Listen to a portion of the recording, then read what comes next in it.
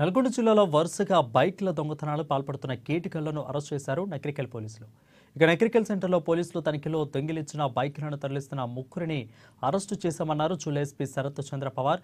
ఇక నిందితుల నుంచి దాదాపు 18,20,000 విలువైన 24 బైక్లు, అదేవిధంగా 3 సెల్ ఫోన్లను స్వాధీనం చేసుకున్నామని తెలిపారు. వీరిపై పీడీ యాక్ట్ కింద కేసులు పెడతామని అన్నారు శరత్.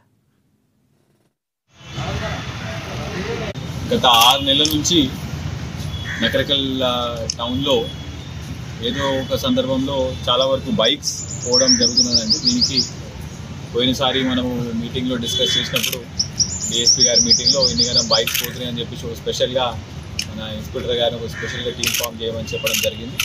దానికి సంబంధించి ఓన్లీ మన నకరికల్ టౌన్లో ఒక 9 బైక్స్ వరకు మిస్సింగ్ కేసెస్ ఐడెంటిఫై చేసి వాటన్నిటికీ కూడా మనము ప్రాపర్గా ఎంక్వైరీ చేసుకుని వర్కౌట్ చేయడం చేస్తే దాంట్లో మనం వెహికల్ చెకింగ్లో 3 అక్యూజ్లను పట్టుకోవడం జరిగింది. అందులో ఒకటి అశోక్, అతను బిలాంగ్స్ టు నకరికల్ టౌన్ నుంచి.